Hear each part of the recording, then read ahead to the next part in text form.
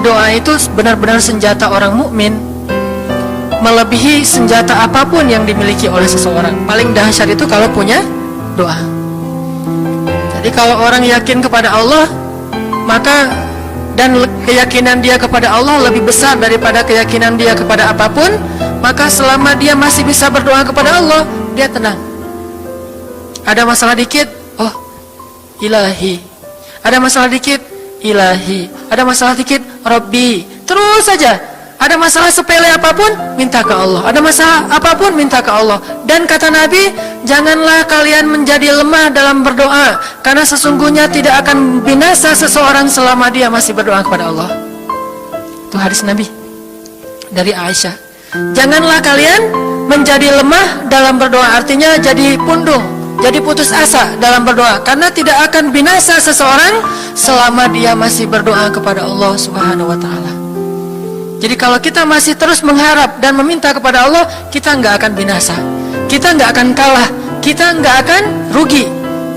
Dan kata para ulama, segala sesuatu di dunia ini akan pergi dan tidak kembali. Ini clue penting nih, bisa dicatat.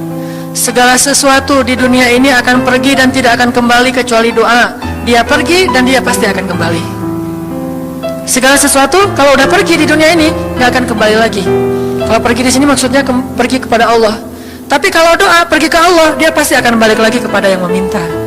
Satu-satunya yang pergi ke Allah dan kembali di dunia ini hanyalah doa. Makanya ayat ini kalau kita kasih judul adalah janji Allah kepada hambanya yang berdoa. Allah berjanji, apa kata Allah? Inni qaribun. Aku itu dekat. Maksudnya nggak mungkin aku nggak dengar doa kalian. Begitu kita berdoa, kita pikir Allah dengar nggak ya?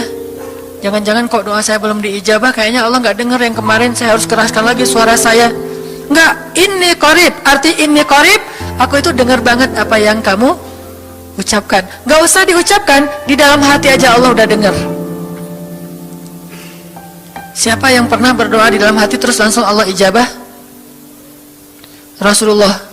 Coba teman-teman buka awal juz kedua. Ayat surat Al-Baqarah ayat 144. Itu gara-gara Nabi ada harapan di dalam hati tapi nggak berani ngomong gitu ke Allah, cuma dipendam di dalam hati doang. Tapi langsung diijabah oleh Allah. Ayat surat Al-Baqarah ayat 144. Allah berfirman, "Qad nara taqalluba wajhika fis samaa فلنولينك قبلة ترضاها فول وجهك شطر المسجد الحرام وحيث ما كنتم فولوا وجوهكم شطره وإن الذين أوتوا الكتاب ليعلمون أنه الحق من ربهم وما الله بغافل عما يعملون." Jadi ceritanya, orang Yahudi suka menghina kaum muslimin gara-gara orang Islam kalau sholat waktu itu masih menghadap ke Al-Aqsa, Palestina. Jadi kata orang Yahudi itu, lihat orang Islam mah fake, suka niru. Kita sholat menghadap Al-Aqsa, mereka sholat menghadap Al-Aqsa. Berarti agama mereka itu adalah agama yang meniru agama kita, nggak original. Sering diperolok-olok, setiap kaum muslimin sholat dihina sama mereka. Akhirnya Nabi ngerasa sedih. Wah, gimana ya caranya? Sehingga setiap sore Nabi berdiri di suatu bukit, kemudian lihat ke langit. Cuman nggak ngomong, gini aja ke langit. Membatin. Bayangin, pernah nggak teman-teman membatin ke Allah? Ini yang harus kita coba lakukan. Belajar membatin kepada Allah. Itu romantis banget. Jadi duduk sendiri, Allah, ngomong gitu dalam hati. Dan yakinlah ini qarib, Allah tuh dengerin.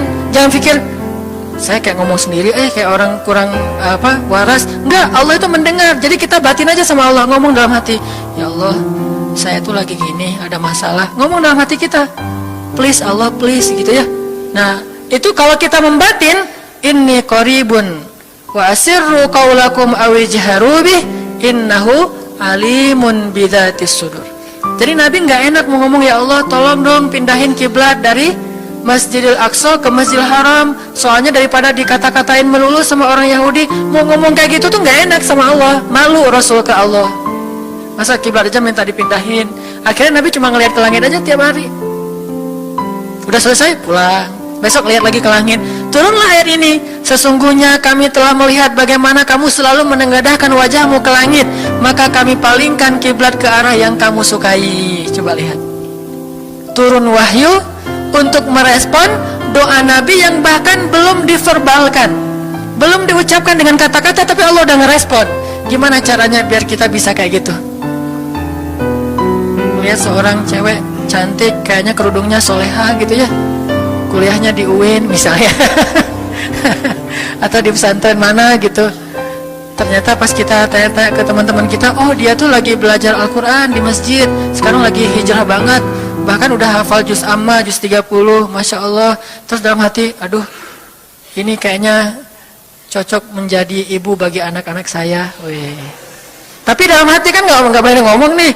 Tiba-tiba dapat berita, dia masih jomblo juga loh, belum ada apa-apa, nggak ada ikatan sama siapa-siapa. Oh gitu, membatin lagi, ya Allah, bisa nggak ya saya datang ke rumah dia? Tiba-tiba kita ngelewat, ketemu dia lagi benerin motor, lagi parkir motor depan rumah dia. Si Neng itu ternyata rumahnya di sini. Ternyata tetangga. Ada aja jalan tuh Allah mempertemukan. Allah tahu isi hati kita. Bisa nggak caranya sespontan itu? Gampang. Pengen sesuatu, Allah kasih. Padahal kita belum minta.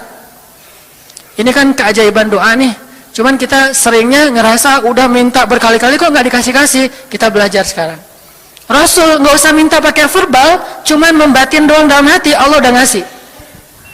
Pernah nggak teman-teman ngerasa kayak gitu? Ada kepengen sesuatu, tiba-tiba terwujud. Pernah kan? Tapi kepengennya yang baik-baik.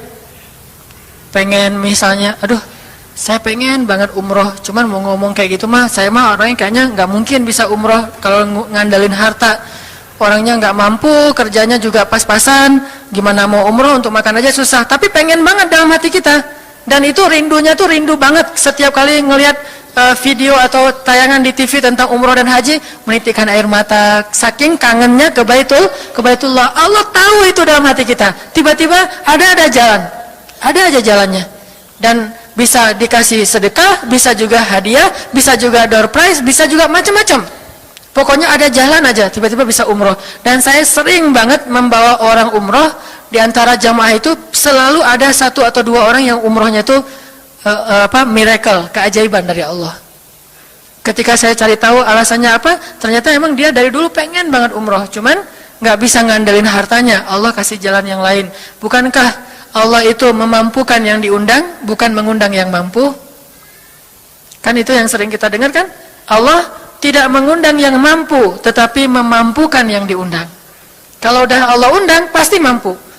Kalau Allah nggak ngundang, walaupun dia mampu, nggak akan bisa. Jadi Allah bukan mengundang yang mampu, tetapi memampukan yang diundang. Sehingga kita kalau hati kita kayaknya pantas diundang, Allah undang tuh. Begitu juga dalam urusan rezeki. Aduh, saya pengen kerjaan yang kerjaannya itu lebih halal, lebih nyaman, bisa sholat berjamaah tepat waktu, ada waktu juga buat keluarga, bisa juga berdakwah ke teman-teman. Akhirnya membatin kita itu karena kuat banget, Allah wujudkan. Ini artinya Allah qaribun, Allah maha dekat. Sehingga kalau kita pengen doa kita itu powerful, belajar dari as-siqah billah. Tips pertama adalah as-siqah billah. Percaya deh sama Allah.